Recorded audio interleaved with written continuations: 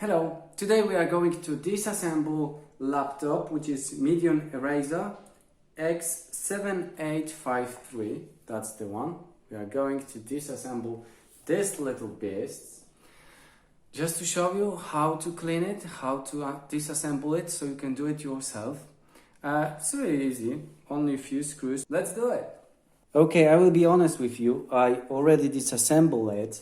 As you can see, all the screws are undone, but you don't have to touch this spot in here, but all of those screws that you can see on the back, you need to undo them all.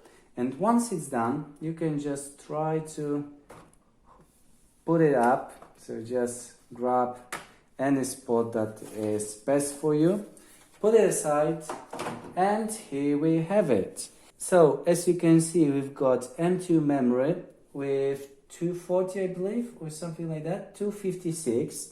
So if you want to put some bigger one, just you can undo the screw, slide it in, and here you are.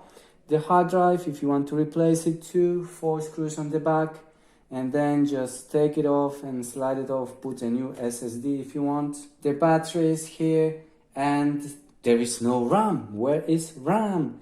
Actually, you have some other slots if you want to put some more RAMs in it. The other RAM is either hidden or they are mounted to the board permanently. I don't know yet and I don't really care, but I can't see them here, so it means they are somewhere else, probably permanently put on the board. Okay, so let's get some compressed air so we can clean our radiators a little bit, like so, and maybe those ones, and this is it. Now we need to wait a little bit so that everything goes off, and then we will put our back case on. And in this case I didn't do it, but normally if you do this kind of stuff, it's very wise and I would advise you to do so, to unplug the battery first, so that be sure that there is no shorts on the board and so on, okay? So always remember, whatever you are doing, just unplug the battery before you do it. And of course, in the end, just plug it back in.